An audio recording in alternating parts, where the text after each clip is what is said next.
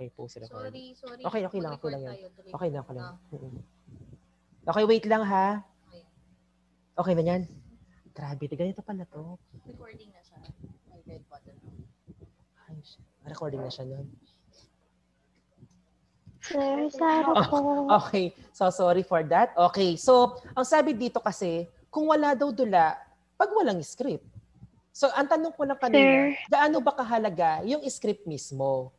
Okay? Sir. Sige, tawagin natin si Kleinet. Sarah Itaas mo po. na kamay.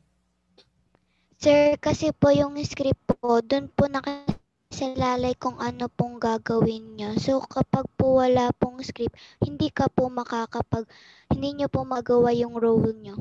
Very good. So, ang galing naman ni Kleinet. So, paano mo naisip yun? Siyempre, ano susundin nila kung walang script, di ba? Paano sila makakagawa ng isang pagtatanghal kung wala silang susundan ng script? Tama? Very good, Kleinet. Okay, dumako tayo dito sa pangalawa. Kung wala ang mga ito, tignan natin kaya anong pwedeng mangyari. Sarah. Po, pwede pa ulit po yung question. Okay, number 2 tayo, Sarah. Tauhan. Yes, tauhan. Tauhan. Ang mga aktor o gumaganap na siyang nagbibigay buhay sa dula. Oh, papaano kung wala yung mga tauhan, pero meron kang script? Anong pwedeng mangyari? Kung wala na, hindi naman po ma-produce yung Okay, so ibig story sabihin, po kasi po wala pong mag-a-act po ng role na very sinulat po. good. Meron kang script kung wala namang magtatanghal o wala namang gaganap bilang mga aktor or actress, ika nga, ibig sabihin nun, wala ring silbi o yung Story. pinakakaluluwa. O yung tama, sabi mo nga, wala talaga. So ibig sabihin, walang kwenta yung script na gagawin. Okay? Very good, Sarah. Okay, diba ako tayo sa pangatlo? Oh, meron ka nga script. Meron ka na rin mga tauhan. Ano yung pangatlo? Darling. Tanghalan. Ang Okay. puok na siyang nagpagdadausan ng pagtatanghal. Okay. So, di ba sabi ko nga kanina, ang dula ay tinatanghal sa isang entablado? So, eto siya. Okay, kapag walang tanghalan, pwede naman kahit saan. Kaya lang, sabi nga entablado, eto yung tanghalan, eto yung parang pinakabahay mismo ng dula di ba? Kasi doon mangyayari lahat ng gagawin ng, o kung ano nakasulat sa mismong script, o nung gagawin ng mga tauhan. Okay, thank you. Okay, number 4. Number 4 tayo. Okay, sinong gusto magbasa? Eto lang yung mga nagtataas ng kamay. Sarah ulit. Chrissy po. Okay, Chrissy po. Okay, Lokyaw. Banghay, ito ang wastong pagkasunod-sunod ng mga pangyayari sa dula. Okay, from the word itself na pangyayari sa dula, anong ibig sabihin nun, Crazy?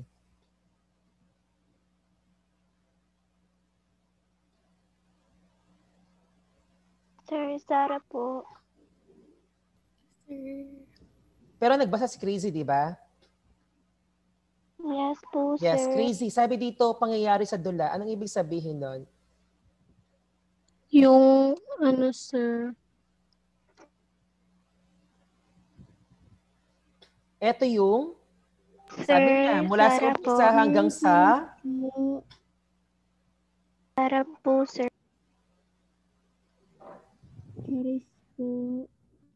o di ba yung parang, ito yung pagkakasunod-sunod ng mga pangyayari, tama? Opo. yung kilos po, sir. Kilos Sir, ba? tagpuan po. Tagpuan po. Tagpuan. Sabi kasi, di ba, sabi sa Banghay, ito ang wastong pagkakasunod-sunod ng mga pangyayari. Ibig sabihin, ito yung sequence, di ba? From simula, Yung hanggang sa wakas. simula hanggang wakas po. Very good. Simula hanggang wakas ng dula. Okay. Thank you. Galing naman nun.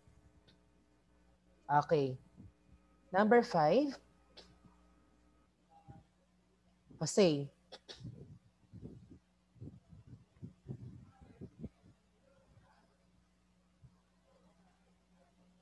Sir, Sarah po. Okay, si Jose muna.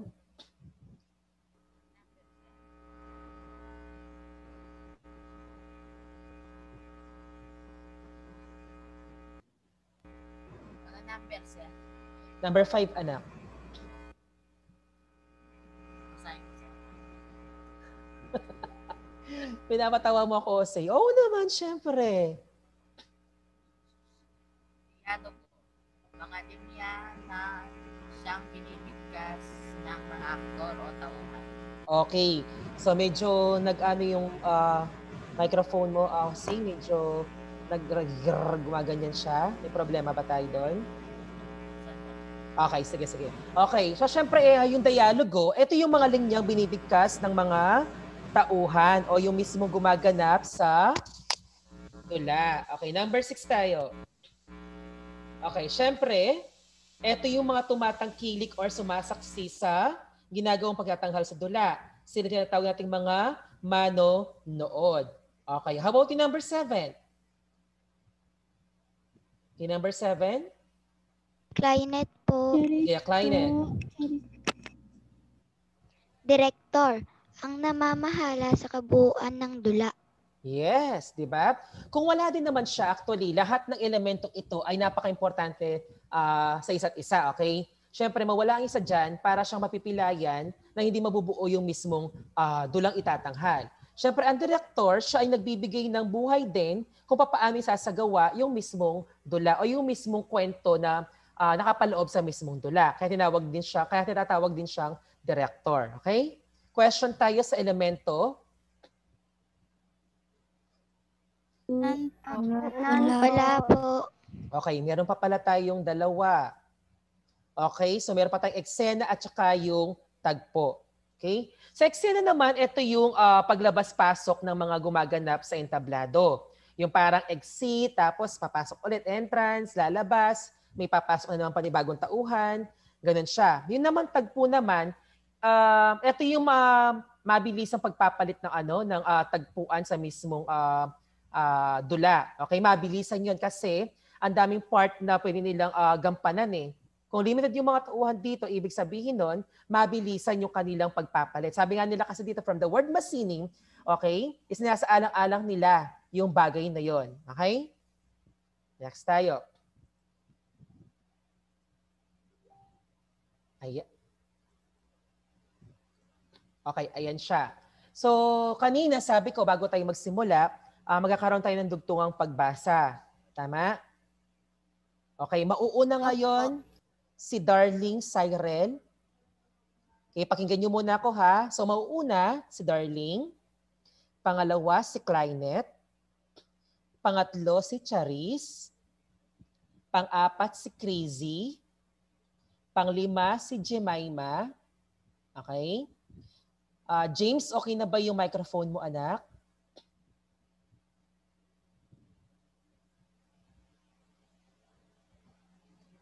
James, okay na ba yung microphone mo? Makakapagbasa ka ba ngayon?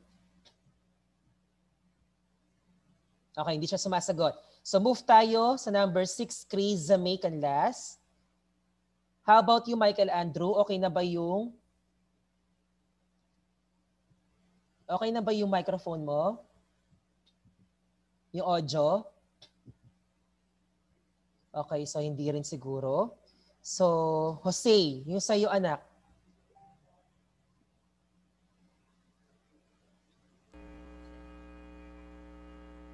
Kasi gumagaral-gal yun sa'yo eh.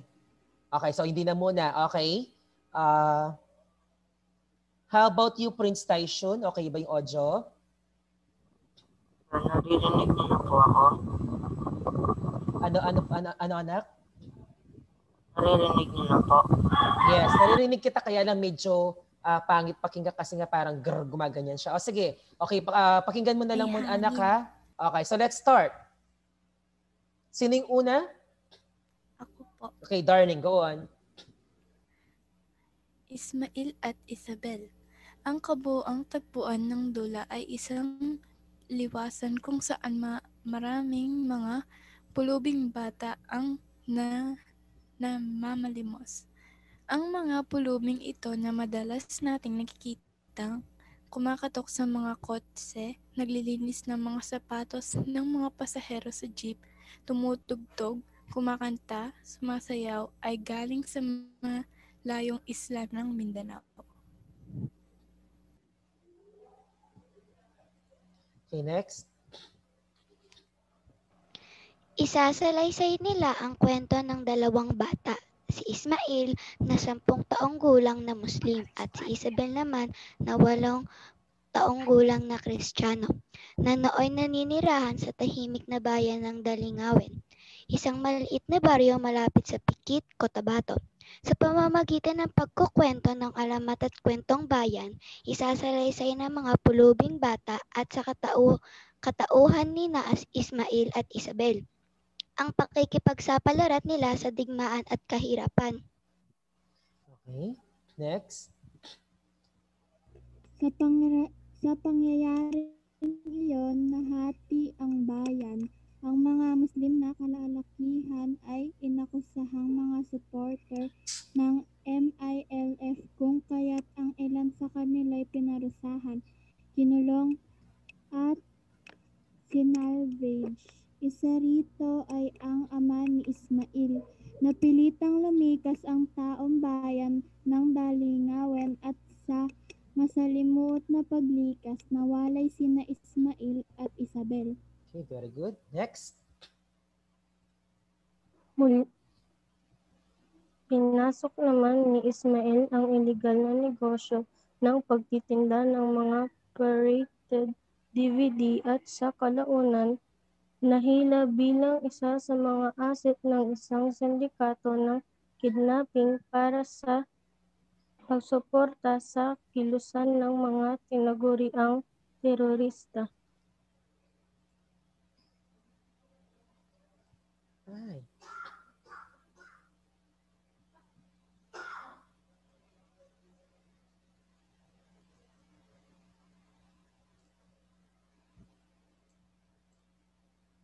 Okay, susunod. Muling nagkita ang magkaibigang Ismail at Isabel nang dukutin ang alaga ni Isabel.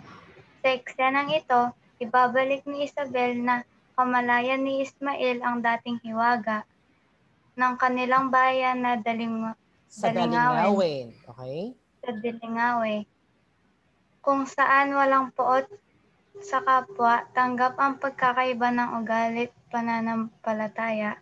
Okay, next.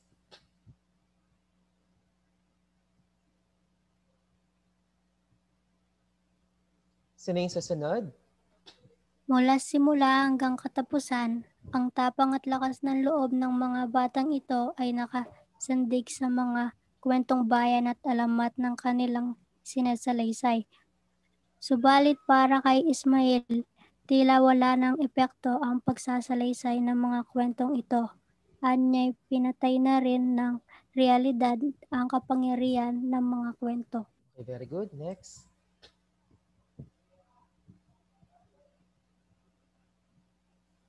Kanino ang part na to? Pagkatapos ni Kriza.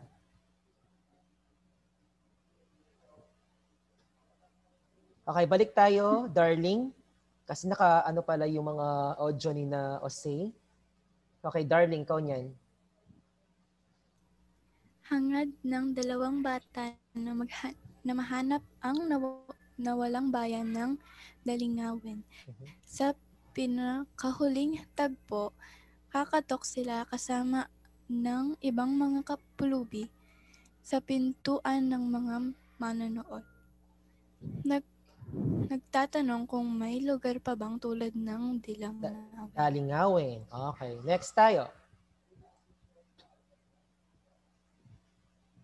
Okay. So, naintindihan naman ba yung binasa ninyo? Di ba before at hand? Okay, parang nagkaroon na tayo ng advanced reading para dyan, tama? So, sagutin natin ngayon ang mga mahalagang tanong na nakapaloob sa mismong dula.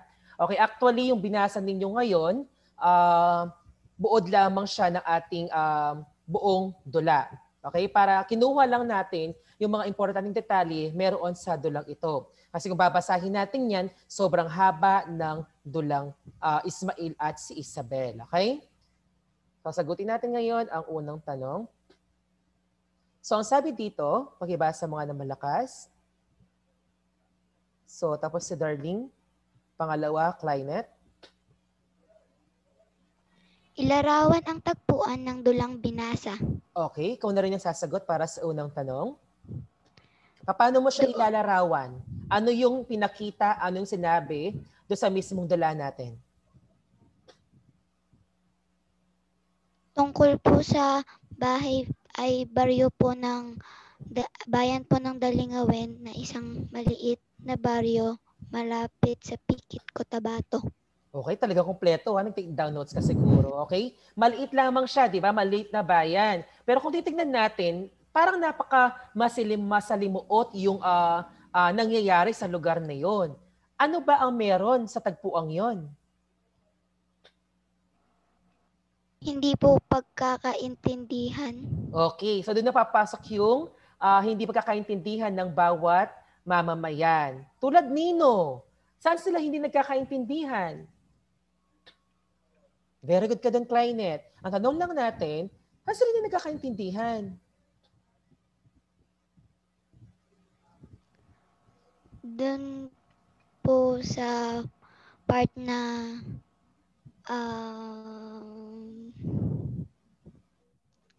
sir, wait na po. Sige, remember, mga Muslim at Kristiyano ang nasa mismong dula natin, ha? Tanong lang natin, tama ka doon sa sinabi mo kanina. Okay, tanong ko lang ngayon, sa paanong paraan ba sila hindi nagkakaintindihan? Samantalang napakaliit lamang ng kanilang baryo sa tagpuang yun, napakaliit lang. Pero bakit hindi sila magkaintindihan? Saan ba silang parte? Ika nga, na hindi sila nagkakaintindihan. Sir, kasi po iba po yung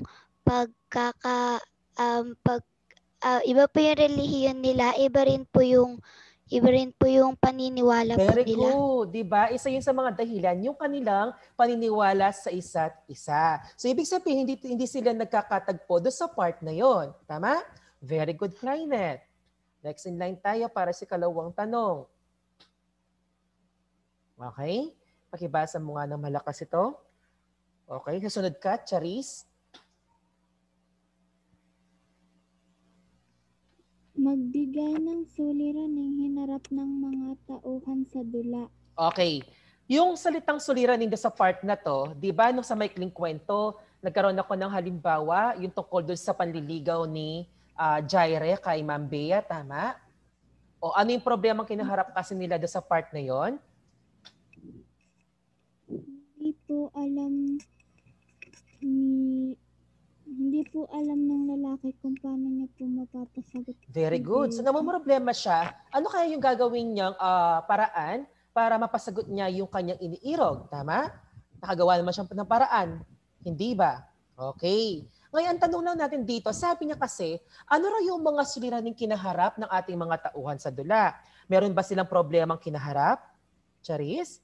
Bigyan mo lang ako ng isa. Pinasok po sila ng mga rebelde. Okay, very good, 'di ba? May mga rebelde pumasok sa kanilang nayon. Ang tanong lang natin, ano ba kaugnay ng mga rebelde ito sa kanila? Meron ba? Ay, ulit po yung tanong. Okay, 'di ba sabi mo isa sa mga problemang kinaharap nila ay yung pagpasok ng mga rebelde, 'di ba? Anong kaugnayan ba ng mga rebelde ito sa kanilang nayon? Bakit sila pinasok ng mga ito? Anong kailangan nila sa kanilang lugar?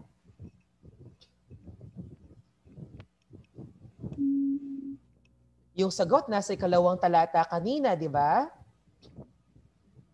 So isa yun sa mga naging problema ng ng ating pangunahing tauhan na sina Ismail at saka si Isabel.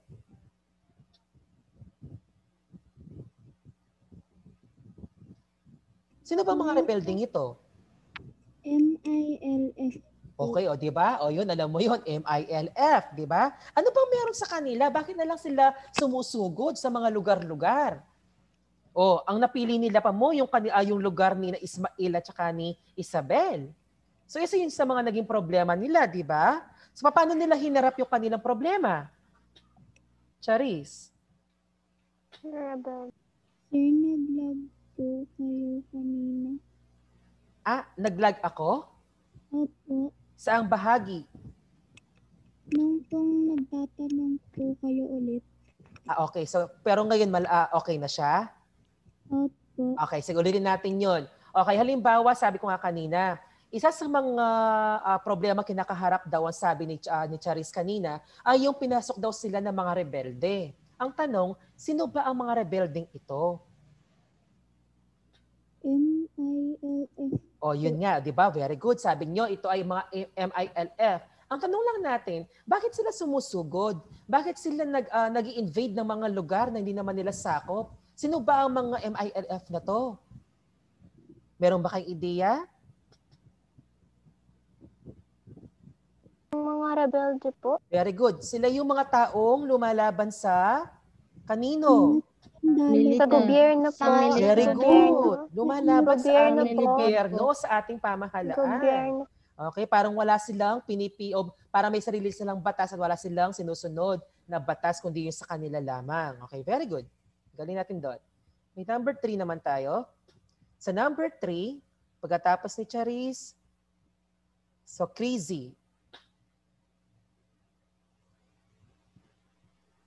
Basahin ko muna, sir, yung tanong. Yes, dapat. Alin sa mga pangyayari sa dula ang maiuugnay sa kasalukuyang panahon? Okay, sa kasalukuyang panahon. Okay. Meron ka ba naisip? Sir, yung mga yung pananakot po. Tapos yung pagkakaroon po ng diskriminasyon. Okay, ayun. Pero siguro doon sa salitang pananakop kasi wala na yatang sumasakop sa atin ngayon, di ba? Meron pa ba? Palagay mo lang. Wala na po. Wala na, di ba? Ang mahirap, kapag tayo ay sinakop ng ibang bansa, mawawala ng tuluyan ang bansang Pilipinas or ang ating bansa. Saan tayo magtatago? Di ba? Okay. Okay, very good. Pero sabi mo dito, yung pangyayari na kung saan yung diskriminasyon, tama? Very good ka doon, Crazy. Tanong lang natin, saan mo papasok yung diskriminasyon sa ating dula? Saan mo nakita yung part na yon? Doon po sa namalas ni Ismael, yung diskriminasyon. Papaano niya namalas sa kanyang sariling diskriminasyon? Bigyan mo ko ng isang halimbawa doon sa part ng ating dula. Papaano niya naramdaman or nakita yung diskriminasyon sa kanyang sarili?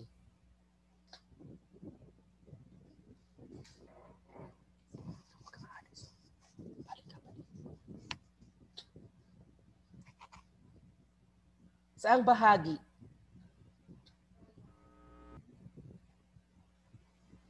Sir, yung nagkahiwalay po sila.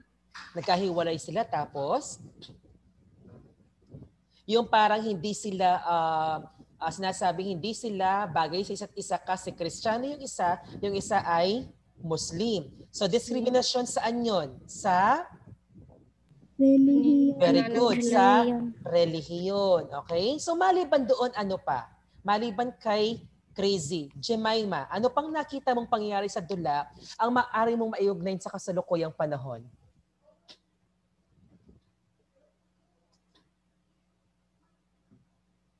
Jemima tayo. Parehas po ng sagot niya. Sir, pwede pa pong sumagot. Wait lang, bigyan natin ng pagkakataon yung iba. So sabi ni Jemima, parehas lang daw sila nasagot. Yun ba yun? Yun lamang ba? Kasi ang tawag dito, ang tanong sabi niya, alin sa mga pangyayari sa dula ang may ugnay sa kasalukuyang panahon? So marami, di ba? Ano yung mga nangyari ba doon? Madami siya. Okay, sino yung sumasagot? Si Kriza, nagkataas ng kamay. Kriza muna. Yung mga ano po sir, mga bata pong naglilimos. Okay, pwede, di ba? Kriza, meron ka pa ba nakikitang mga naglilimos or mga pulube sa ating kalsada or sa ating paligid sa kasalukuyang panahon? Opo sir. Yes, saang banda ka nakakakita? Pag po sa Angeles po sir, marami po. Okay, napupunta ka ba ng Angeles?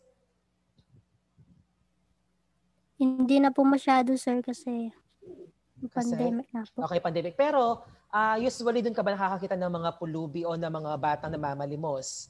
Okay, yes. So magpahanggang sa kasalukuyan kasi anak or mga anak, meron talagang mga taong ganito na nakikita pa natin sa mismong sa mga kapaligiran natin, sa mismong kalsada, nakikita ang mga yan na mamalimos, tama? So nangyayari pa rin sa ating sa kasalukuyang panahon. So maliban doon, so meron na tayong diskriminasyon na sabi kanina ni Crazy. Pangalawa naman na sabi ngayon ni Criza ay tungkol naman sir sa mga batang namamalimos. So ano pa ang mga pangyayari sa dula na pwedeng maiangkop ngayon sa kasalukuyang panahon? Sir, Kainet Yes, po, sir. Crynet. Sir, yung pagiging yaya po ni Isabel. Pagiging yaya. Kaya na siya naging yaya. Doon po sa mga bata. Okay, so namasukan siya bilang yaya ng mga bata. Okay, meron pa ba sa kasalukuyan, Clynet? Opo, sir. Yes, marami pang ganun sa atin, di ba? Yung pumapasok para kumita sa pag-aalaga ng mga bata. Tama? Okay, very good. Okay, very good, Clynet. Next tayo, number 4. This time naman nasabi niya, aling bahagi o alin sa bahagi ng dula ang tumatak sa iyo? Ano kayang bahagi? Palagay mo lang. Sir, kasi po. Yes, parang kung iisipin natin, sabi nga natin, ito gusto ko to. Nakita ko to. Gusto kong gawin ito. Okay? Para sa iyo, ano yung pinaka tumatak or sumiksik sa isipan mo na gustong-gusto mo? Sino sunod? Si Michael kasi hindi maayos yung audio niya, tsaka si Jose, tsaka si Prince. Silang tatlo. Bakit kaya? Sige na nga. Kahit paulit-ulit na lang tayo. Yes. Sino yung gusto sumagot? Crazy po. Okay, Crazy. Yung paghahangad po ng dalawang bata na mahanap ang nawalang bayan ng Dalingawin. Okay. So, ibig sabihin parang yung gumagawa sila ng paraan, di ba? So, yung paggawa nila ng paraan sa part na yon, gusto nilang maibalik yung dating sigla ng kanilang lugar. Ganun ka din ba, Crazy? Gagawin mo rin ba yung part na yon? Depende po, sir. Depende. Bakit depende? Tingnan mo ha, si Isabel at saka si Ismail, Muslim at saka Kristiyano. Pero, hindi nila alintana yung diskriminasyon sa isa't isa. Kahit Muslim yung isa, Kristiyano yung isa, pero para sa kanila, sila yung magkaibigan. Pero pinakita pa rin nila kung gaano kahalaga yung pakikisama ng bawat isa. Tingnan mo, ang sabi mo kanina, Sir, gumawa po sila ng paraan para maibalik yung sigla, yung saya ng kanilang lugar. Tama? Gumagawa sila ng paraan. So on your part, ikaw, kung ikaw yun, palagay mo lang, gagawin mo rin ba yung ginawa nila? Opo, sir. Yes. O ngayon, bakit opo? Sige, bakit mo gagawin yun? Anong pinakadahilan mo?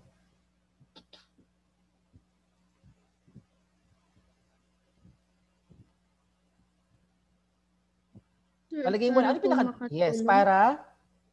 Makatulong po. Makatulong. Siyempre, hindi lang sa pansarili mo, kundi sa buong lugar na nasasakupan mo. Tama? Very good. Ang galing. Next tayo. Palagay ko ito na yung pinakalas sa ating katanungan. Sabi dito, paano mo kaya malulutas yung mga suliranin? Sige, nasagot na kanina to yung diskriminasyon. So meron tayo sa relihiyon, meron sa physical na hitsura. Okay, meron na ba kayong naranasan na kung saan yung parang sa lipunan natin, may mga taong nadidiscriminate, hindi lang sa relihiyon. Sige, mag-ano tayo sa physical na hitsura. Meron na ba kayong naranasan or kayo mismo naranasan nyo na ba yung ganong suliranin? Ito po. Yes po. Yes, po, so sir. halos lahat tayo. Yes, Jose. Paki-accept daw po si Terence. Paano ko siya accept? A.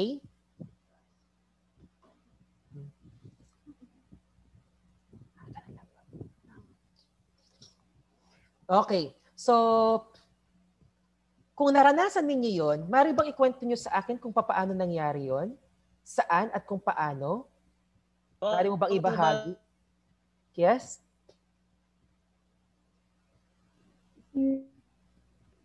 Sino gusto magbahagi? Clarice po. Clarinet po. Charis po. Ayoko na si Clynet. Charis Ayoko nang mabasa yung pangalan niya. Si James Timothy. Siguro naman pwede na yung sa'yo, James. Pwede ko marinig yung boses mo, anak.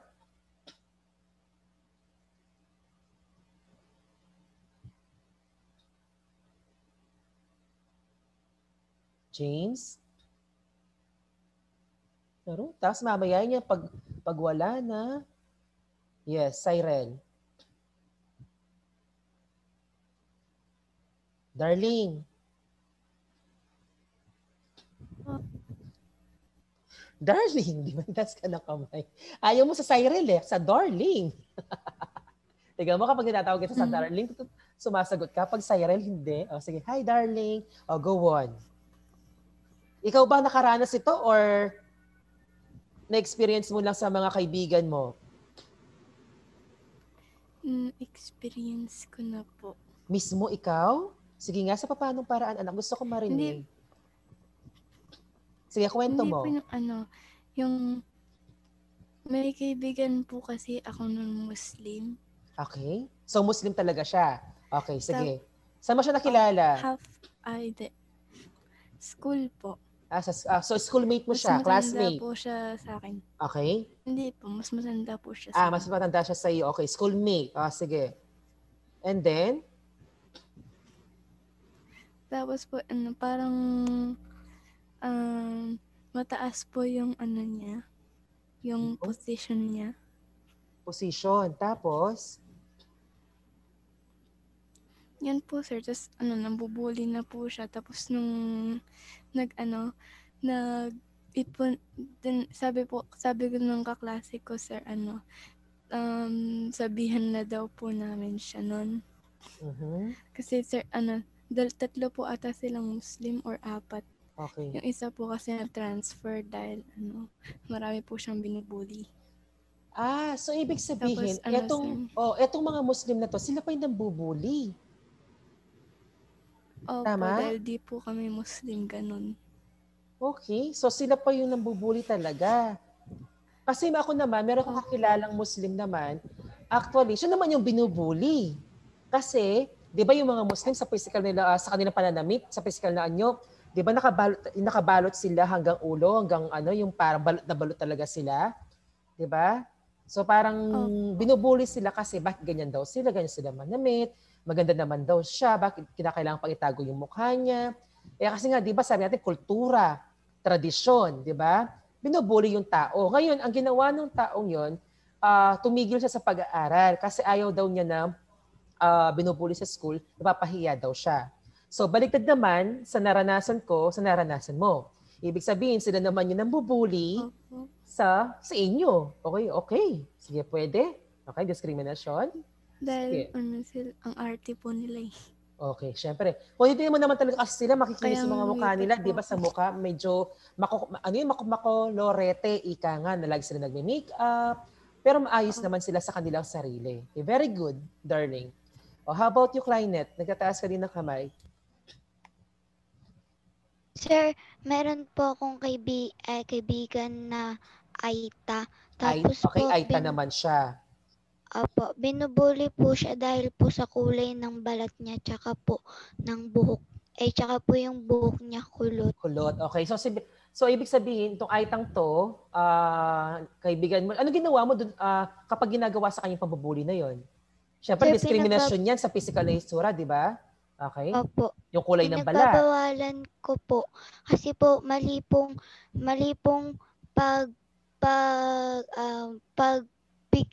pagsabihan yung mga kapwa mo ng masama. Kasi po, dapat tanggapin po natin sila. Very good. So, di ba sabi nga, ano man ang itsura mo, ano man ang kulay ng balat mo, ika nga, syempre we have to acceptance, ika nga, di ba? Kaya lang natin maiiwasan yan sa ating lipunan kasi may mga tao talagang ganon. Kung sila nakakaintindi, sila na lang yung umunawa. So, anong ginawa nung kaibigan mo nandito sa oras na yon? Umiiyak ba siya? Dinaramdam ba niya? Anong nangyayari sa kanya? Sabi ko po, wag niya na lang pong damdamin kasi po ganun po talaga yon. Hindi mo naman po yun Hindi mo naman po yun maalis sa isang tao kasi po kung ganun po yung nararamdaman niya. Okay, very good. So, syempre, sabi nga natin, hindi mo maiwasan yon. Pero gusto ko yung sinasabi mong payo sa kanya, ha? Yung hayaan na lang niya, talagang ganun yung mga tao, ika nga. So, sa gusto mo, talagang mangyayari yan sa atin, di ba? Sabi nga natin, no one's perfect. Okay, very good. Galing mo naman. Okay, next in line. Maliban sa kanilang dalawa, sila lang ba? Pwede maaari makaranas nito? How about the others? Terence, okay ka na ba? Terence?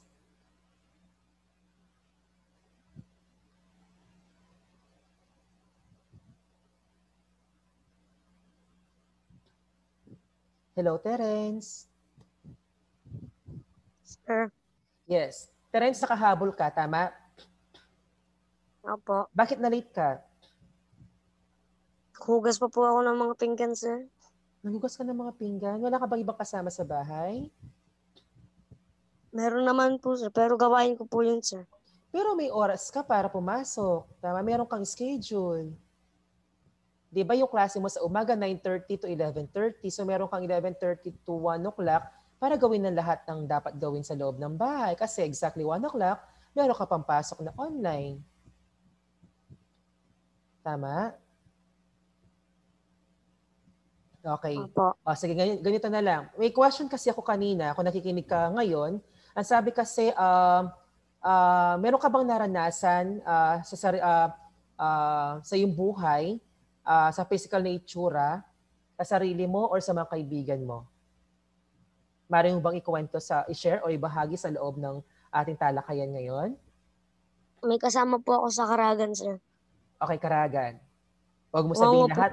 Huwag mo sabihin lahat. Siyempre, naka-costume tayo na maitim lahat. Oh, anong nangyari doon sa kasama mo sa Karagan? Ano siya? Binubusit po nila at pinagtatawanan po nila, sir. Bakit? Ano bang meron doon sa kanya? Maaari bang your internet connection is stable? Okay. Sige. Ano bang meron sa kanyang itsura? Ngongo po.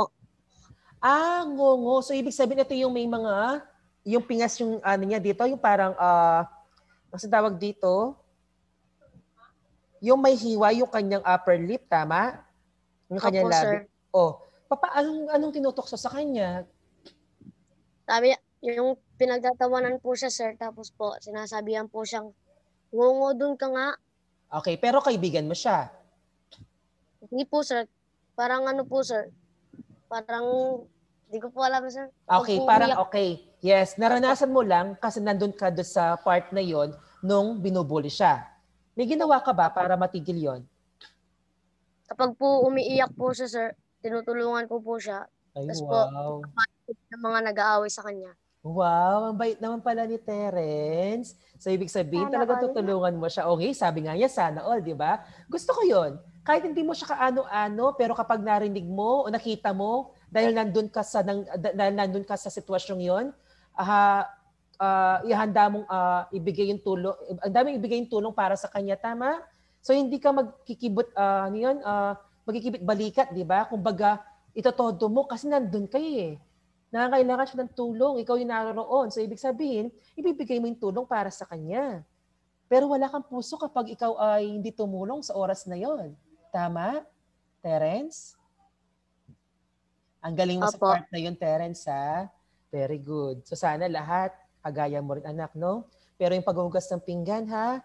Meron tayong klase ng 1 o'clock to 3. So, meron kang break ng 11:30 hanggang 1 o'clock. So, i-schedule mo, i-limit mo yung gawaing bahay, schedule mo yung klase mo sa umaga at sa hapon para makapag-ugas ka ng maaga doon sa 11:30 to 1 o'clock, ha? Para makapag-ready ka sa 1 o'clock. Tama? Okay po, sir. Okay, thank you din, anak. Okay, very good. Next, meron pa bang gusto magbahagi? Ito yung akin, sir. Sino? Darling, tapos ka na. Hindi po, sir. Sarah po. Ay, Sarah. Okay, Sarah. Meron po akong classmate na lalaki po siya. Tapos Muslim po siya. Kaso lang po yung mga boys po. Okay, Muslim din siya. Okay. Tiyatawag po siyang 5'6". Tiyatawag ano? 5'6" po daw siya. 5'6". Bakit 5'6"? Hindi naman nagbibigay. Di ba yung mga 5-6 na tawag nila, yung mga Bombay? Opo, 30 tawag po nilang ganun yung Bakit? sisidik. Okay. Hindi ko po alam sa kanila. Kaso lang po, hindi po nagpapapi yung lalaki po yun. Yes, Ano very po good. siya? Para pong inaaway niya rin po. Lumalaban siya. Talagang matapang siya, Lumalaban no? din po. Okay, pero natawa naman ako doon sa 5-6 na yun kasi alam ko 5-6, yung mga Bombay. Okay. Sige. Siguro mukha siyang Bombay, tama? Opo. Ano siya, babae, lalaki? Lalaki po. Sa bagay kasi yung mga lalaki, di ba, hindi naman sila nagtatalokbong ng nakabalot ng buong buo yung kanilang ulo, tama? Opo, hindi man po siya nakaganon. Pero mukha siya siguro siyang Bombay. Kaya nasabi mong 5. Kaya 5-6 sabi nila. Dapat ang sinabi nila, DVD, di ba? Okay, joke lang yun. Natawa lang ako na sa 5-6 kasi. Okay, so ibig sabihin, kung binubuli siya, hindi siya maramdaming tao kasi sabi mo nga, lumalaban siya doon sa part ng kapag binubuli siya, eto yung binibigay niya doon sa mga taong yon. So hindi niya hinahayaan na tapak-tapakan siya ng ibang tao or bulihin siya dahil sa kanyang itsura, kung ano mang business meron sila. Tama? So sa madaling salita, ito yung tao na meron siyang lakas ng loob para ipaglaban ng kanyang sarili. Tama ba yon? Okay. Next in line. Meron pa bang gusto maglahad? Jose, okay na ba yung audio mo?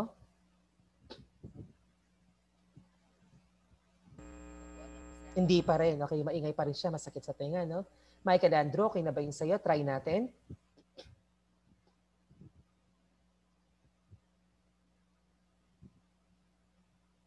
So, ayaw pa rin? Okay, wala na bang gusto magbahagi ng kanyang karanasan? Sir, pwede po tungkol sa sarili. Yeah, sa sarili. Mas maganda nga kung sa sarili, di ba? Kasi kanina sabi ko kung pwede sa sarili. Much better kung sa sarili talaga siya. Kasi doon mo mararamdaman, paano ka nadi-discriminate? Ano ba yung discrimination na yun para sa sarili mo? Kaya nga sa sariling karanasan, ano yung mararamdaman mo kaya kung ikaw yung taong yun, di ba? Kasi ako madalas ako nadi-discriminate eh. Di ba? Ang taming ganun at sobrang, kung makapag-discriminate sila, kala mo napaka-perfect nila. Tama? Pero hindi naman. Pero para tayong mga tao. Sige. Ikaw ba yun, Charis? Na gusto mo sa sarili? Sige, ano yun? Lagi po akong tinatawag na maitim dati. Maitim? Bakit maitim ka ba? Kayo, Manggi? Ang puti nga po ni Charis. Maputi ka daw, sabi nila. Paano ka naging maitim? Kasi po, dati po, na-sunburn po ako. Dati. Kasi hindi pa uso yung glutathione, no? Yung panturok sa yung para pumuti, yung mga sabon-sabon, di ba? Ngayon, dami-dami na. So, syempre, bigla kang puput kaya anong dahilan nun? Di ba? So, anong nangyari sa oras na yun? Bakit ka tinutukso na ikaw ay maitim? Dahil lamang sa sunburn? Opo. Papaano kanila tinutukso? Sinasabi po nila, ay, ang itim mo. Anong sinasabi mo nun? Hindi na lang po ako nagpapa-apekto kasi po, ganun lang po talaga sila. Okay, so hindi ka na nagpapa-apekto, hinahayaan mo na lang sila, di ba? Very good. So maganda rin yun, at least alam mo sa sarili mo kung talaga maitim ka or hindi. Alam naman nila na sunburn ka di ba? Galing ka ba saan ka ba noon? Nag-swimming ka ba? Nag-beach ka ba? Ano? Sa Ilocos po. Ay, wow. Sana all, ha? Okay, galing naman. Okay, thank you very much. Okay, let's move on to the next topic. Okay. So, sa next slide natin, nakalagay dito,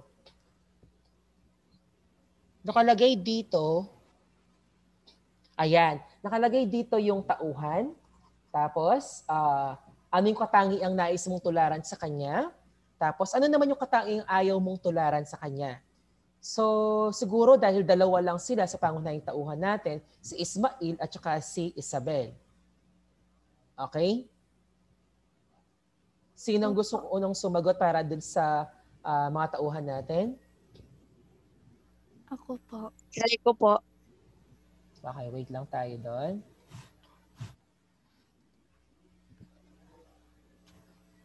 Okay. Sinong gusto? Ayoko na kay Sir. Darling. Yung iba naman, para mas mabilis tayo. Terence, bawi tayo. Okay po. Yes. Sinong tauhan ang gusto mong tularan? Anong katangian ang gusto mong tularan sa kanya? At ano naman yung ayaw mong tularan para sa kanya? Dalawa lang sila anak, si Ismail at saka si Isabel. Okay po. Sige, sino? Si Ismail na lang po. Okay, anong katangian ang gusto mong tularan sa kanya? Ano yun, sir? Di ko pa alam yun, sir. O yun nga kasi nahuli ka. Tama? Pero narinig mo naman siguro kung ano yung mga kwento nilang dalawa. Kasi si Ismail... Di pa po. Okay, so hindi nahuli ka. Yun ang problema natin. So mamaya, sige, babalikan kita para doon sa part na yun, okay? Para masagot mo ng tama yung ating activities oras na to. Okay? Pakinggan mo muna ang sabihin ng iyong mga kaklase, okay? Okay ba yun, Terence? Okay po, sir. Okay, sige. Next. Jemima. Jemima. Sir, pwede pong both? Pwede. Kung pareho sila. Parang mahirap yata yun. Sige. Anong meron? Doon tayo sa part na katangiang nais mong tularan sa kanila. Naging mabait po sila sa isa't isa kahit po na magkaiba po yung religion nila. Okay, so yun ang gusto mong tularan, yung pagiging mabait nila. Okay? How about yung ayaw mong tularan naman sa kanila?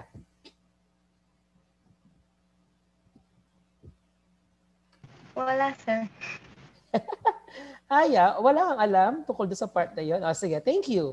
Very good. Next in line. Yes, Darling.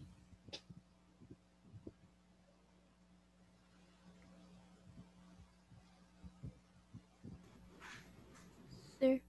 Yes.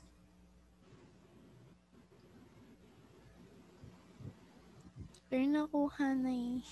Okay. Isa lang ba yung katangian nila? Yung pagiging mabait ba? Remember, nung kanina nasabi natin, may mga katangian sila na ipinamalas sa mismong dula natin. Tama? Ang dami nun. So, hindi na sila sa pagiging mabait. Ano pa kaya? Ano bang ginawa nila sa isa't isa na maaring sila ay nakatulong?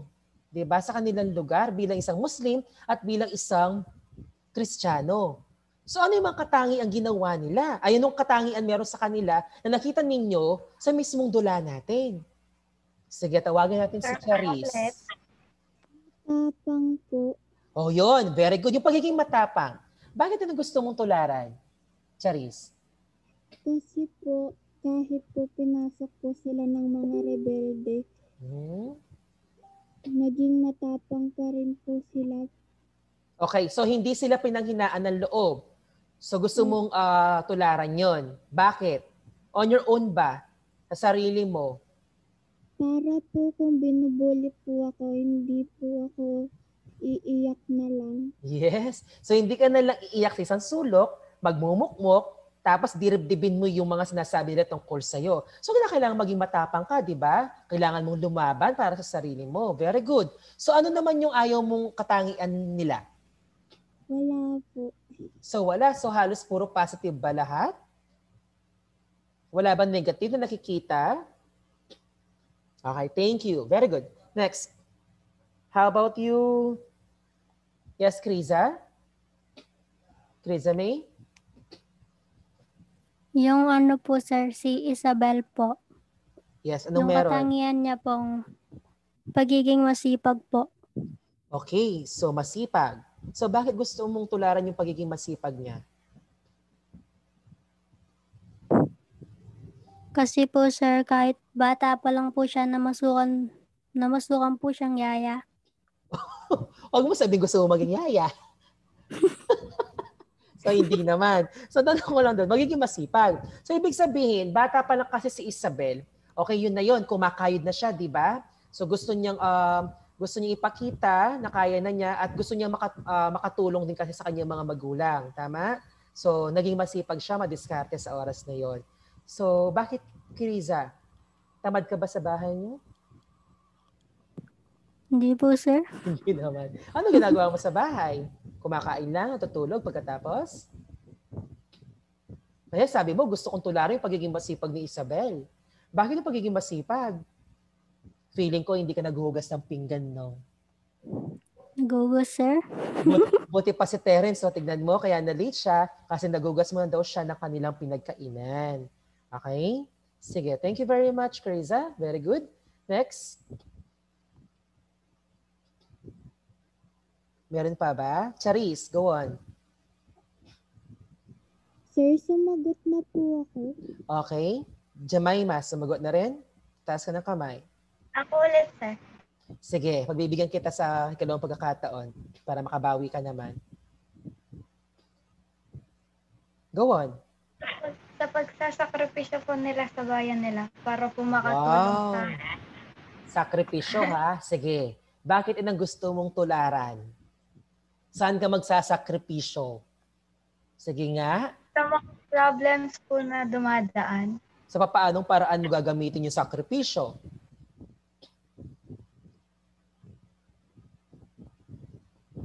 Sige, gusto ko yun. Sakripisyo eh. Sacrifice, sabi. Di ba? Parang ibibigay mo yung sarili mo, yung buong buhay mo para na makatulong ka sa iba. Pero ang tanong, paano mo gagamitin yun? Kasi sina Isabel at saka si Ismail, gumawa sila ng paraan para makatulong, di ba? Actually, sabi mo nga, sinakripisyo nilang kanilang sarili kahit sila ay mahuli ng mga rebelde, masaktan sila para lamang makatulong. Yun nga, sinacrifice nila kanilang buhay. Tama? Paano mo sacrifice yung ano yun? Paano mo gagamitin yung sakripisyong yun? Sige, pag nasagot mo yan, may plus points ka sa akin. Sa paanong paraan mo siya gagamitin?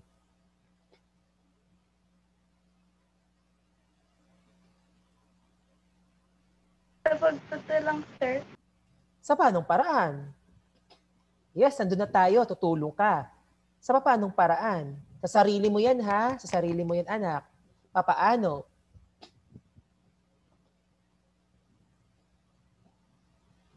Wala na, sir. Nalito na ako. Okay, syempre, hindi mo naman pwedeng ialay yung sarili mo sa ibang tao, di ba? Yung parang mamamatay ka na, eto na ako, sige, kunin yun yung buhay ko, di ba? Okay, maraming paraan sa pagkasakripisyo, anak. Hindi lang yung mismo ialay mo yung sarili mo. Pwede mong ialay yung oras mo sa pamilya mo, di ba? Yung bonding, halimbawa may lakad ka, pero isasacrifice mo yung lakad mo para lang makasama mo yung pamilya mo sa oras na yon. So maraming ibig sabihin ng sakripisyo, anak. So hindi lang yung sinasabing buhay ang pagsasakripisyo. So maraming ibig sabihin kung paano mo gagamitin yung salitang sakripisyo. Okay? Next. Prince, okay na ba yung audio mo, anak? Sir, Clynet po. Tapos na, anak. So si Prince, Taishun, okay na ba?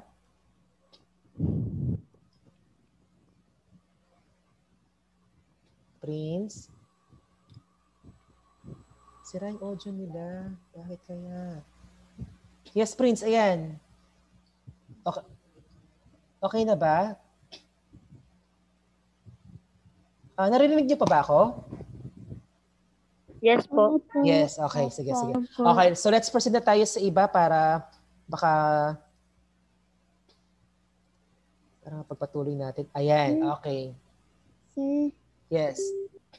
admit daw po si James. Si James, bakit na naman? Anong nangyari? Hindi ko po alam. Naka-admit na siya. Eto na siya.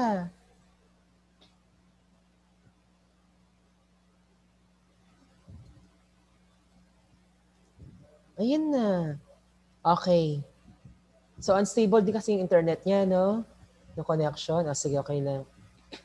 Yan na siya. Nakapasok na siya. Okay. So, nasagot na natin tong part na to.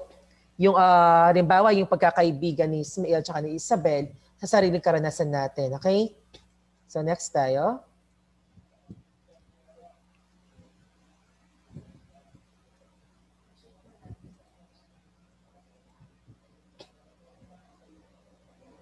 Okay. So, bago tayo dumako doon sa mismong slogan na gagawin natin, so, try mo natin sagutin yung maikling pagsusulit lang. So, sabihin nyo lang kung tama or mali, ha? Dito, walang sasagot ng na nakabukas yung microphone. Okay, tatawag ako ng pangalan. Kung sino lang yung tatawagin ko, siya lang yung sasagot. Walang ibang sasagot. Nagkaintindihan?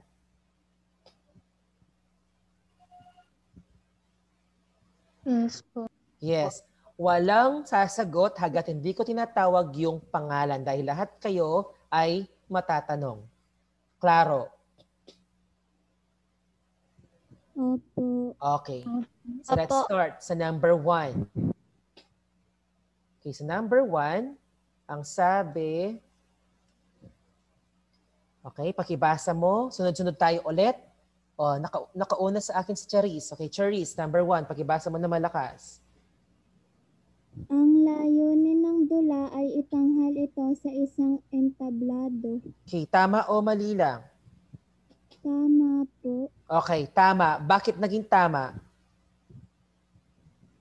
Kasi po, parang nga po siyang role play. Okay, very good. Okay, number 2. Number 2, Climate. Ang Ismael at Isabel ay halimbawa ng maikling kwento na isinulat ni Rodolfo Vera. Tama o Opo. mali? Tama ba? Ay, mali po. Climate, sigurado ka? Bakit siya mali? Kasi po, script po siya. Script ba siya?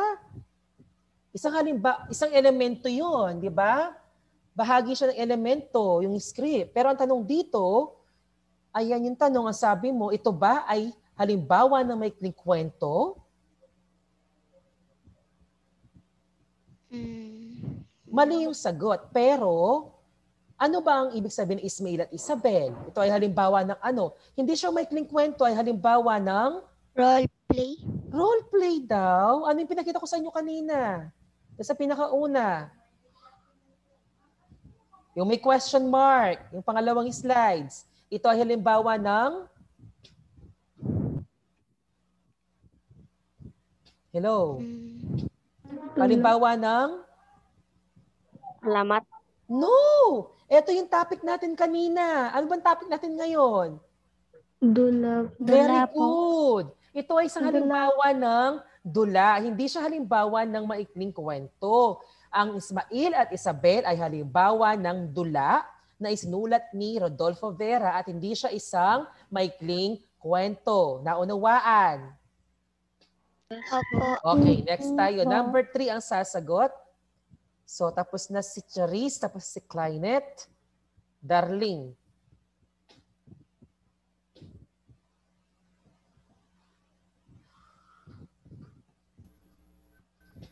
Ang mga tauhan sa dula ay sina Ismael, isang Muslim na 8 taong gulang at si Isabel na isang Kristiyano na edad 10. Oh, sagot mo.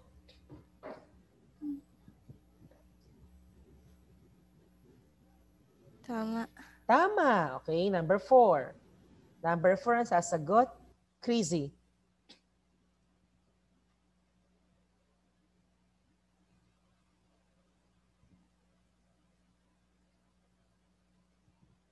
Crazy? Ang buhay ng isang dula ay nakasalaysay sa script. Nakasalay. Actually, nakasalalay yon. Nakasalalay sa script. Tama or Nakasalalay sa script. Tama po, sir. Tama. O, di ba? O, at least, meron na tayo. Susunod, Jemima.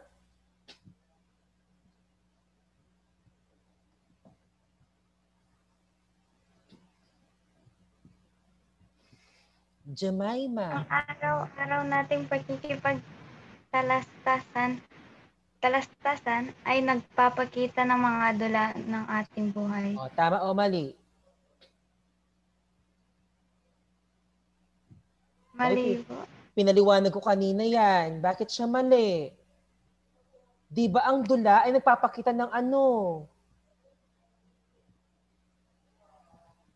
Ayan, di ba? Nakasulat na, in-explain ko pa kanina, sabi ko na ang dula ay nakabase sa kilos ng mga tauhan.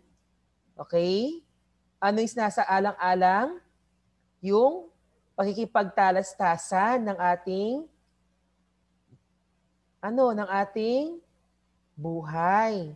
Tama o mali siya, Jemima? Tama po. Tama siya kasi di ba sabi nga nagpapakita ito ng dula ng ating buhay. So ibig sabihin, ang araw-araw nating ginagalawan sa mundong ito, may tutunan natin silang dula. Kasi di ba nagpapakita yan ng mga ginagawan mo ng script yung sarili mong buhay. Halimbawa ako, alis ako ng bahay 7:30. Pupunta ako ng school hanggang mga siguro mga 30 minutes yung biyahe, 8 o'clock. Uuwi ako alas 4. O palagay mo ng istorya ng buhay ko. Di ba meron akong sariling kwento sa araw-araw na ginagalawan ko sa mamamagitan yun ng pagkilos ko. Okay, di ba? At the same time, ginagamit ko yung pagkikipagtalastasan para ito ay magbigay at magpakita ng halaga kanino sa aking buhay. Okay, next tayo, number 6. Ang sasagot sa number 6. James, okay na ba, anak?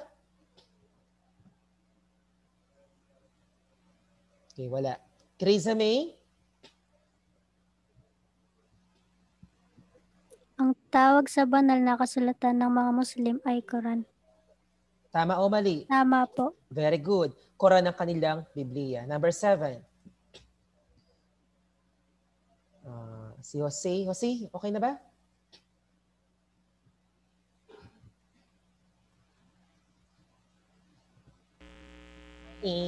Okay, sige. Okay? Okay na muna tayo, Jose. Sige, tawag tayo ng... Okay, James, okay na yung sa'yo. Okay, James, sige. Come on. Ang mahusay na dula ay naipagdadama ng mga tauhan ang kanilang damdamin sa mga manonood. Okay. Tama po. Tama. Okay, syempre, kapag mahusay ang dula, ibig sabihin nun, ang mga manonood ay adapt ng maayos, di ba? Nakakaunawa doon sa pinapakita or itinatanghal ng bawat tauhan or aktor na gumaganap sa entablado. Very good. Okay? O, bakit ngayon ang ayos ng audio mo? Kanina sabi mo, hindi siya maayos. Bakit ang ayos-ayos ng audio mo ngayon, James? Okay, number 9 tayo. So pagkatapos ni James Timothy, sige, meron tayong message. Tingnan natin. Prince. Oh, very good. Nagtaas ng kamay si Prince. Go, Prince. Okay, ang sagot ni Prince daw ay tama. So sabi nga niya, ang tungkulin ng director ay ano? Ay very good. Ay bigyan ng kabuuan o bigyan buhay ang kabuuan ng isang script. O, tignan mo, ang galing ni Prince ngayon. Okay, Terence. Okay, Terence, sige, number 10 ka. Okay, Terence. Sagutin mo yung number 10, Terence. Maingat at mahabang panahon ang paghahanda sa pagbuo ng isang dula. Okay, palagay mo lang. Tama o mali? Mali po, sir. Bakit siya mali? Kasi po, sir. Kasi? Kaya sabi niya, maingat daw at mahabang panahon ang ginagawang paghahanda. Tama? O, tama o mali ulit? Terence. Ang tamang sagot ay, tama siya. Kasi talagang binibigyan siya ng effort, di ba? Binibigyan siya ng tamang panahon para may sakatuparan yung nais gawin ng director. Tama? Kasi yung pagsulat pa lang ng script, pinag-iisipan yan. Yung pagpili sa mga tauhan, pinag-iisipan din yan kung sino ang tamang tao para doon sa character na yon. Tapos yung tagpuan pa, pipili pa sila ng mga lugar kung nakabagay ba yung lugar na yun doon sa script, doon sa tagpuan nila, di ba? So hindi basta-basta kasi yung pagsulat ng script ng isang dula. So talagang pinag-aaralan siya, binibigyan talaga siya ng panahon para ito ay mabuo ng maayos. Okay? Next, tignan natin kung meron pa. Okay, wala na tayo. Okay, this time, sabi ko sa inyo, di ba, maganda kayo ng Oslo paper. Mas maganda kung sa Oslo paper. Tama? Nakapaghanda ba kayo?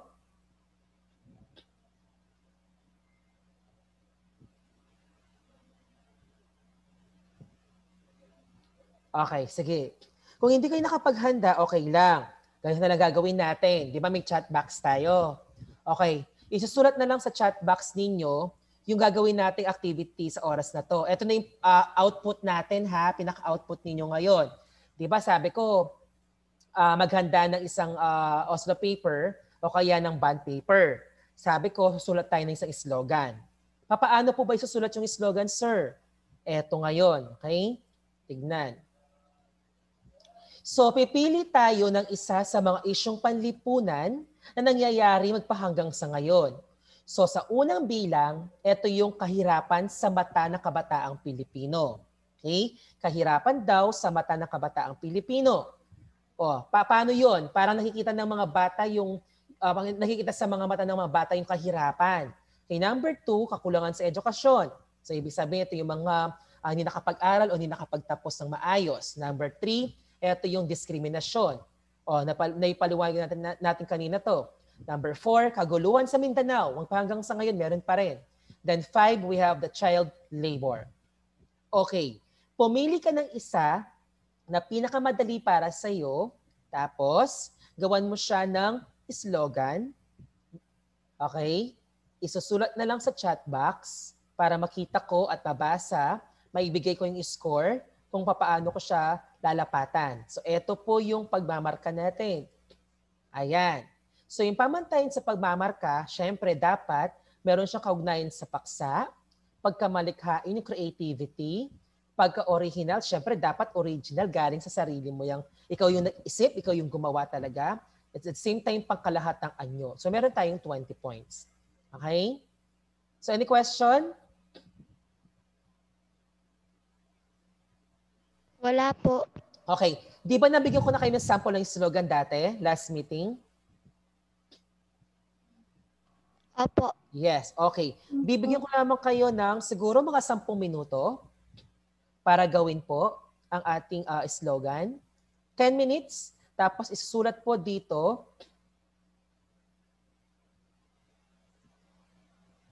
Ay, bakit daw si Sarah hindi na natatawag? Kasi perfect na kanina yung mga sagot niya sa akin. Okay? Sarah, naririnig mo ba ako? Okay, sir. Yes, okay. Sige. This time, meron kayong 10 minutes para gumawa ng slogan. Ita-type na lang dito sa chat box para makita ko yung sagot ninyo. Okay? Within 10 minutes. Okay na? Okay, do it. Your timers starts now.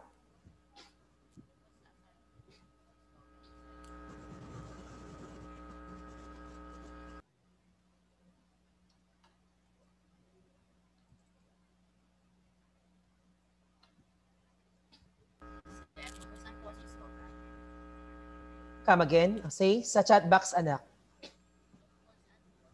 Tapos ipapaliwanag ninyo kung bakit yun ang naging sagot ninyo. Okay? So dapat, hello, naririnig ba ako? Apo. Yes, okay. Ngayon, isusulat nyo lang mismo yung ano ha. Isusulat nyo lang mismo yung slogan ninyo. And then, yung paliwanag ninyo, mamaya yon kapag nabasa ko na yung sinulat ninyong slogan. Yung topic, mamimili kayo doon sa 5 kanina.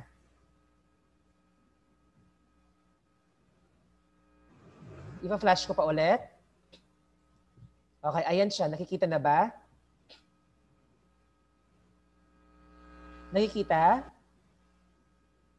Hello? Nakikita po. Ayan. So, pili ka lang ng isa dyan. So, 1, 2, 3, 4, 5. Gawa ka ng slogan. Di ba yung ginawa ko dati ng slogan yung sa kakulangan sa edukasyon? Ano kasing ginawa ko dati? Sabi ko, ang batang walang pagsisikap ay hindi makakalasap ng magandang pangarap. Di ba? Kakulangan sa edukasyon. Oh, yun na sa akin. Nagawa ko yun ngayon pa lang. Kakulangan sa edukasyon na. So sabi ko, ang batang walang pagsisikap ay hindi makakatanggap ng tamang pangarap. Oh, yun na sa akin. How about on your part? So, meron kayong 10 minutes para gawin yan. So, eto yung mga topic ninyo. Sir, 1 to pwede pong English? I know. Siyempre, hindi pwede yun. Filipino tayo, anak. So, dapat sa Filipino tayo gumawa. Okay? Sir. Yes. Sige po, sige po. Oh, siyempre, Filipino, hindi pwede English. Bahala ka, magbibigay ng grade sa'yo si Ma'am Jemima. Sir. Oh. Yung sa number 1 po, ano po, yung mata po ba yun? Yes, kahirapan sa mata ng kabataang Pilipino. Kung baga doon nakikita sa mga mata daw ng mga bata yung kahirapan. Okay? Pumili ka lang yung mas, ano para sa'yo, yung mas easy, mas simple. Yes, say.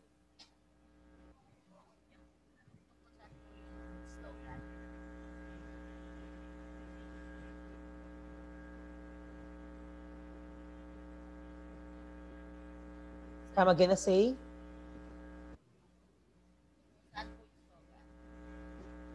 Hindi kita marinig, anak.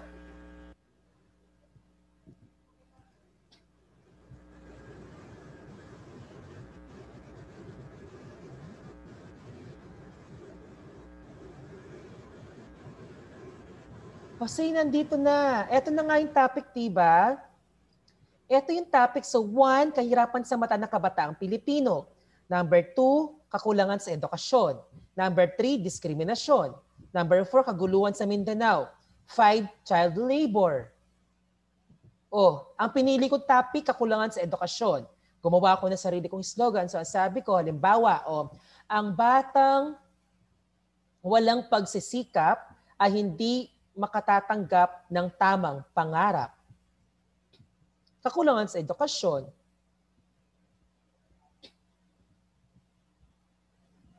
Di ba pinaliwanag ko na yung slogan last meeting pa? Sinabihan ko na kayo last meeting about slogan. Di ba? Yung parang gagawa ka lang ng subtopic mo from the topic itself.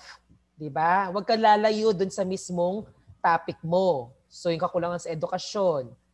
Di ba? So gumawa ko ng sarili ko ngayon. So sabi ko nga, ang batang walang pangarap ay ang batang walang pagsisikap, hindi makatatanggap ng tamang pangarap. Naunawaan niyo na ba ako, anak? May questions pa ba? Wala na po. Okay, so aalisin ko na yung yung mga isyong panlipunan. Nakapili na ba kayo ng isa? Kasi magpo-focus pa tayo sa mga sagot ninyo afterwards. Isa-isa kayo magpapaliwanag kung bakit yun ang naging slogan ninyo. Mamarkahan ko kayo ng 20 points for that.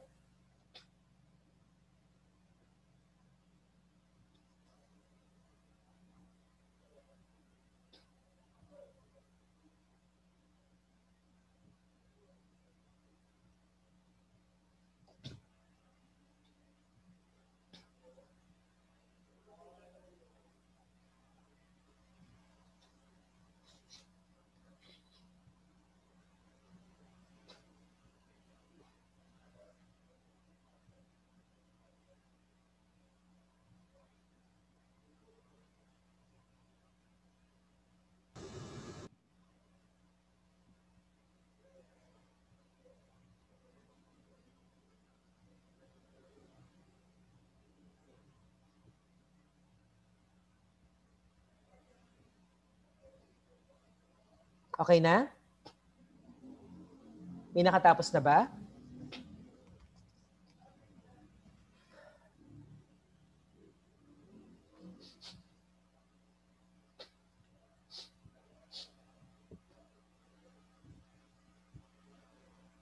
Okay, yung mauuna, meron siyang plus points sa akin.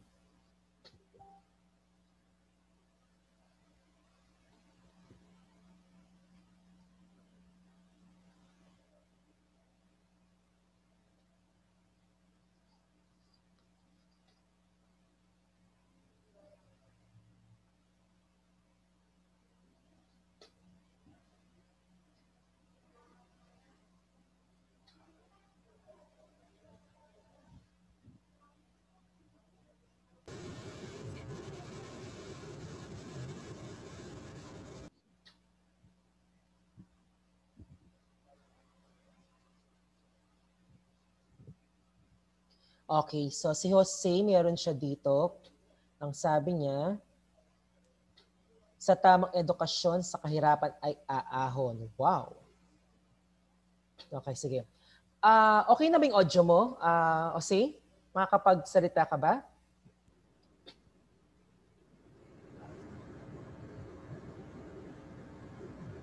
Kaya ba ng audio natin? Okay. Sige.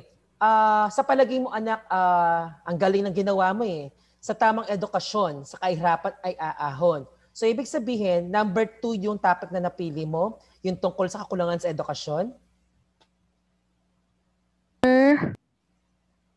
Okay, so Jose, yes.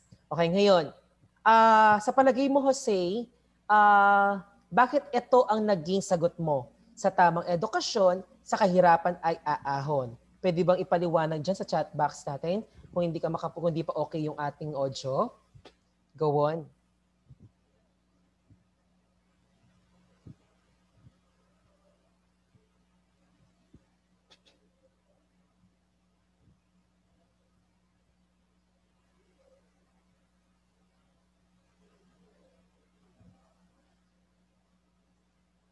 Okay. Sir, PM po ba sa inyo? Come again? Hindi. Isasend na lang dito sa chat box natin. So, hintayin ko muna wait lang muna para makita ko yung... Sir, yun na po. Sinuot ko na po dito sa chat box. Yes, wait lang. So, tignan ko muna yung paliwanag ni Jose kasi hindi pwedeng audio niya eh. So, kasi po kapag po magandang edukasyon, makakaalis po sa mga problema at kahirapan. Okay, syempre nga naman, di ba? Kung meron kang sapat na edukasyon, nakapag-aral ka, ika nga, so hindi ka mapag-iiwanan sa ating lipunan. Very good, Jose. So meron ka ng 1 point sa akin, pero P+ points ka para sa akin doon sa part na yan. Pero lalagyan ko pa rin siya ng marka according dun sa ating binigay na rubrics kanina. Okay? So si Krisa, okay, pwede mong ipaliwanag sa akin dahil may audio ka naman. So ang sagot mo, edukasyon ay pahalagahan sapagkat ito'y daan tungo sa magandang kinabukasan. Very good. Okay? Maaari bang ipaliwanag sa akin yung gawa mo, anak, Krisa? Maging matyaga po, tsaka po masipag para makamit po yung goal sa buhay. Okay. So kinakailangan ka magsumikap, sabi mo nga, di ba? Magsumikap ka tapos magtiyaga para makamit mo yung tagumpay. Oh, very good. Sige, galing. So sumunod si Sarah Jean. So ang sabi ni Sarah Jean, ano to? Okay, mahalin mo ang sariling katangian, huwag mainggit sa iba at sarili tignan. Anong topic mo dito, Sarah? Diskriminasyon po. Okay, diskriminasyon. Mahalin mo ang sariling katangian, huwag mainggit sa iba at sarili tignan. Okay, bakit yun ang naging slogan mo doon sa diskriminasyon? Gusto ko lang po sabihin na wag pong titignan yung sarili sa iba. Tapos po, instead po maging proud po kung ano pong meron kayo. For example po yung color or yung gender po. Okay, wala na pa po kasing masama doon. Kaya okay, yun po yung slogan ko. Yes, exactly. Very good, Sarah. So, ibig sabihin, sabi mo nga, mahalin mo sarili mo, sir, di ba? Sige, mahalin mo. Kasi wala nang perfectong tao, di ba? Lahat na meron ka sa sarili mo ay bigay yan ng ating puong may kapal. So, ibig sabihin, regalo niya sa atin. Very good, Gusto ko yung sagot mo, Sarah. Next, how about the others po? So, we have Jose, Krisa, Sarah. So I'm still waiting po, at saka si Krisa May. So I'm still waiting pa sa mga 7 pa. Okay na po, pakilagay na po dito yung sagot natin. 3 pa lang po ang aking naririnig o nakapagbigay na kanilang paliwanag. So Jose, Krisa, and Sarah Jean. How about the others po?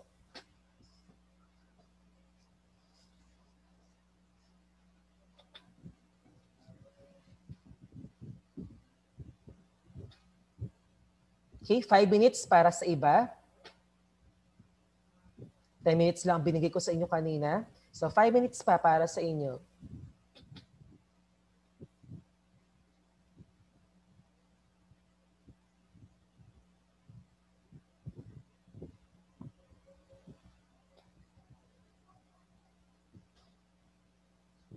gumagana yung oras. Yung iba, nag-search yan sa internet, sa Google. O, diba? Pero mas maganda kung talaga sariling gawa yan. Mas mataas yung puntos. Ayun, Charis. Ang sabi niya, ang isang bata ay dapat matuto, hindi magtrabaho. So, guess natin yon ay number 5, child labor. Tama, Charis? Opo. Yes. Maaari mo may paliwanag sa akin yung slogan na yon? Ang isang bata ay dapat matuto, hindi para magtrabaho. Kung kaya naman po ng mga magulang na magtrabaho, sila na lang po, hindi po yung parang pinapahirapan po nila yung mga anak nila. Yes, exactly. Kasi hindi naman kasalanan ng bata, di ba? So hindi niya kasalanan na ipanganak sa mundo. So responsable pa rin ng mga magulang natin na sila magtrabaho, magpakain sa atin hanggang sa tayo wala pa sa hustong edad.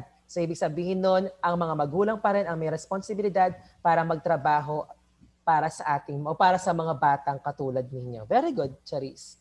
Next, sumagot dito si, okay, in-erase niya. Okay? So, 4 na. So, I'm still waiting pa.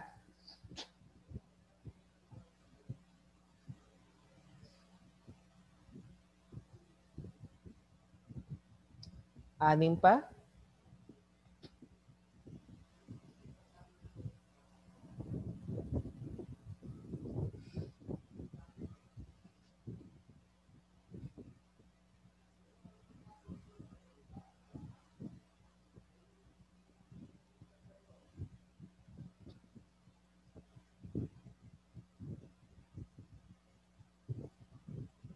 Okay?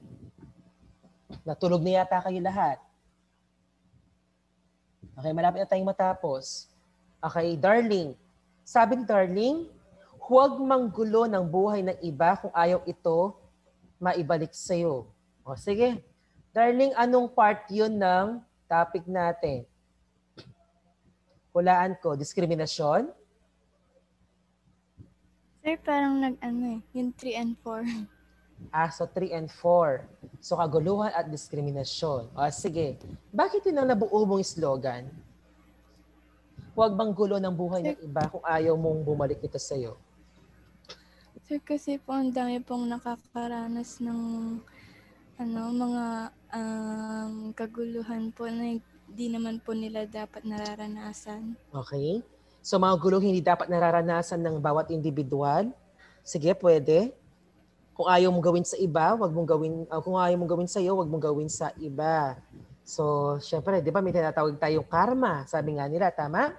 Exactly. Okay. Very good. So, meron na tayong Darling, si Charis, Sarah, si Jose, si Criza. Sino pa yung iba?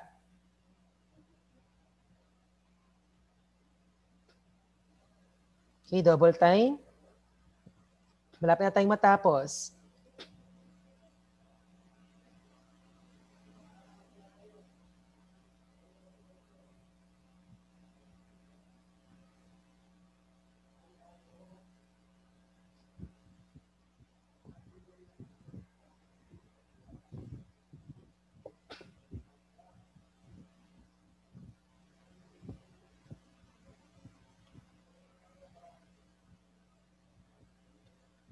Yes, okay. Jemima Sarmiento, sabi naman niya, edukasyon ay pagyamanin dahil ito ay para sa kinabukasan natin. Okay?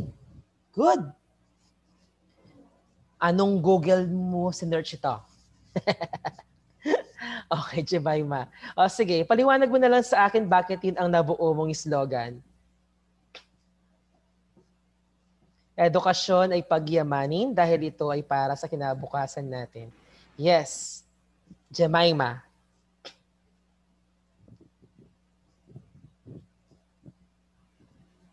Jemima. Naghihintay po ako.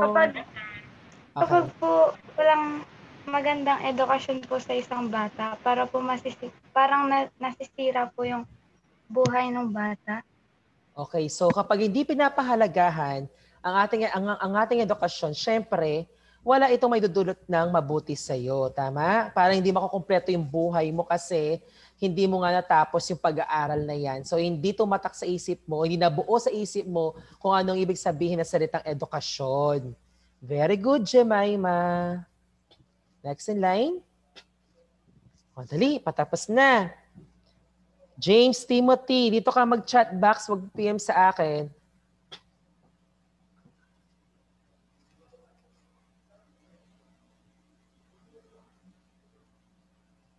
Okay, si Lokya, ang sabi niya, hayaan ng mga batang mangarap nang huwag malugmok sa trabahong mahirap. Very good. Child labor? Tama? Yes po. Yes. Opo. O, ipaliwanag mo na lang sa akin, Crazy. Sir, dapat po bigyan po ng Bigyan ng ano, ng jacket yan? hindi po, sir. Akala ko bigyan ng jacket yan. Sige. Sabi kasi hayaan ng mga batang mangarap nang huwag malugmok sa trabahong mahirap. Very good ka doon. Ang tanong, bakit ito ang nabuo mong slogan? Sir, para po pag nakapagtapos po sila ng pag-aaral, makakakuha po sila ng maayos na trabaho po. Sige, very good, Crazy.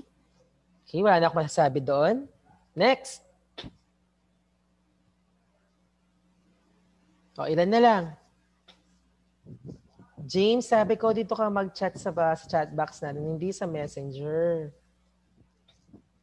Naririnig mo ba ako doon? Okay. Ayun, si Prince Tyson. So, ang sabi ni Prince naman, edukasyon ay pahalagahan dahil ito ay susi sa kinabukasan. Yes, Prince, anong paliwanag mo? Chat ulit. Kung hindi pa okay yung audio mo.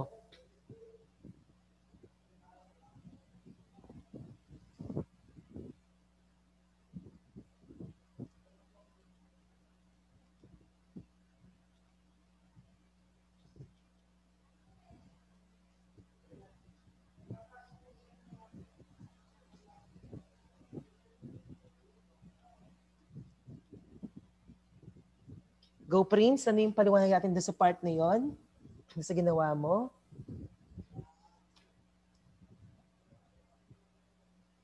Edukasyon ay pahalagahan dahil ito ay susi sa kinabukasan.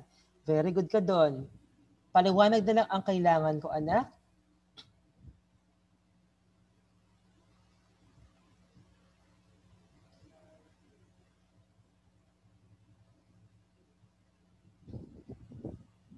Prince?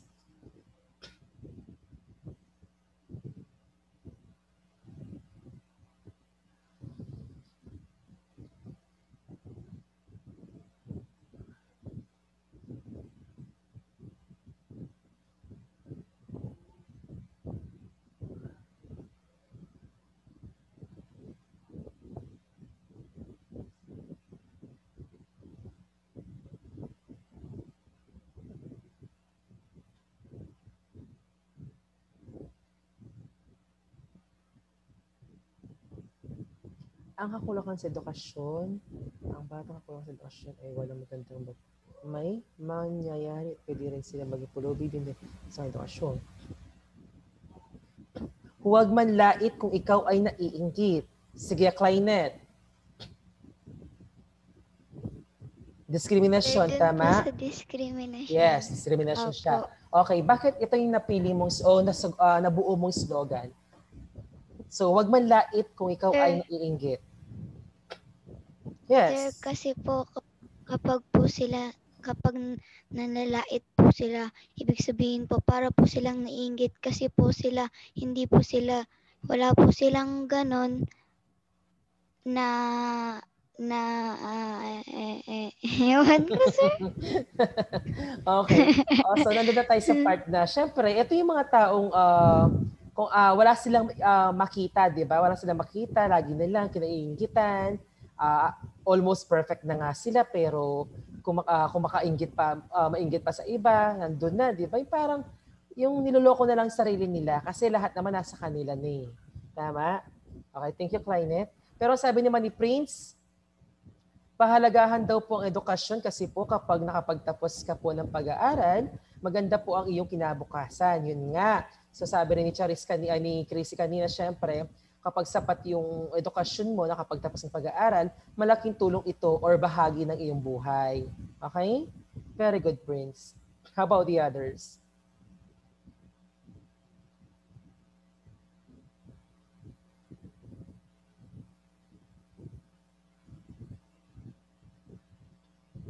Hoy, nananahimik sila.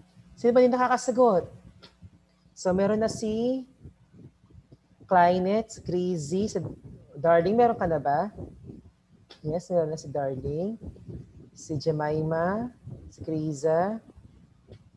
Sino pa?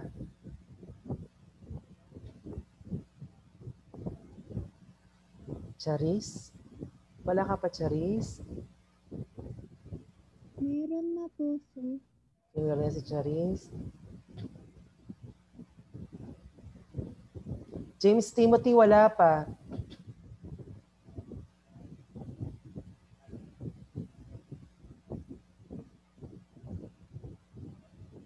James Timothy.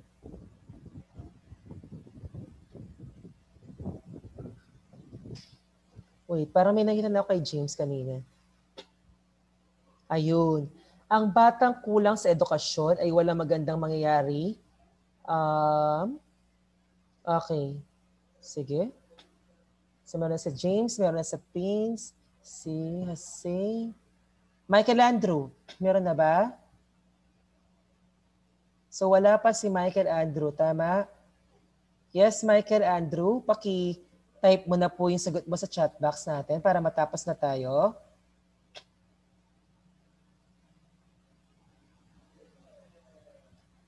Wala pa daw siya. Bakit wala pa siya? O, yung oras kanina, ilan yung binigay ko? Hindi pa siya nakapag-isip. And then, siya na lang yung wala, si Michael Andrew. Okay, so, i-PM na lang sa akin ni Michael Andrew yung sagot niya. Okay? So, next tayo. Yan. So, okay na tayo. Natapos na tayo sa ating aralin. Okay? Meron ba kayong katanungan para sa ating talakayin sa oras na ito ngayon? Sir, ako po. Okay. Meron lang ako simple reminder sa inyo. Di ba meron akong sinend na mga topic para sa thinking log? Opo. Yes po. Okay. Nakita nyo ba sa GC natin yan? Di ba? Nakita nyo. So, naka week 1 to week 8 o naka per week yung mga lesson. So, nandoon na, mag-flashback na lang kayo sa mga lesson na talakay natin and then try to answer yung thinking log na yun. Yung gawin ninyong guide, yung sa TLE na thinking log. Alam ko meron din kayo nun. Sa TLE kasi buo yung week 1 to 8 niya. Naka-segregate yung bawat week kung paano sasagutin para hindi kayo malito. Sundin nyo lang yung TLE thinking log para mas madali ninyong masagot yung bawat tanong dun sa thinking log na yon. English siya nasusulat, pero hasagutin ninyo in Filipino or in Tagalog. Okay? Questions po tayo? Sir, ako Wala po. Wala na po. Okay, meron daw. Sino yon? Si Charis po. Charis. Sir, isasama po di ba yung slogan sa module? Oo, kasi mas maganda kung sasama kasi para mayroon kayong output na performance. So, okay yan. So, binantak ng aralin ninyo ngayon, isusulat ninyo sa OSDA paper yung mga sinagot ninyo ngayon dito sa ating chat box. Okay? So, kukunin ko yun para meron tayong kopya sa ating portfolio. Nakuha natin yon. So, pagandahan or pagandahin yung sulat. Sabi ko nga, mas malinis, mas mataas ang puntos, mas maganda. And then, siguraduhin ninyo na tama yung isusulat ninyo dun sa OSLA paper na yon. Do not forget to write your name. Okay, isa pa pala dun sa thinking log, reminder ulit, papirma ninyo sa guardian ninyo or sa parent ninyo sa bandang ibaba yung test paper, yung yung test paper, yung assessment pala natin. Nakuha natin yon. Papipirma doon sa ilalim ng number 25. Di ba merong space pa doon? So isusulat niyo yung pangalan ng parent niyo then papipirma niyo sa kanya. Sir, paano po yung una ko pong assessment po doon sa Hindi mo Pilipino? nalagay. Okay Hindi ko lang po yun, anak. napapirmahan. Okay lang. Basta yung hawak ninyo ngayon, yung hawak ninyong assessment ngayon sa Filipino, yun ang lalagyan ninyo ng signature ng parent ninyo sa bandang ibaba. So huwag kakalimutan. So Wednesday tayo ngayon, Thursday, Friday, Saturday, Sunday. So meron pa ang 4 na araw para sagutin ng lahat ng maayos. Tapos by Monday, ibabalik ulit. Retrieval lang tayo nun. Then, tapos na. Okay? Meron pa bang tanong? Okay. Wala na po. Wala na po. Wala na po. Okay, sigurado kayo? Opo. Okay, sige. Opo. Paano sa save doon? N. Sensya, pag-aaral ako lang sa susunod. Okay. Pero magkakausapin ko pa sila. Okay.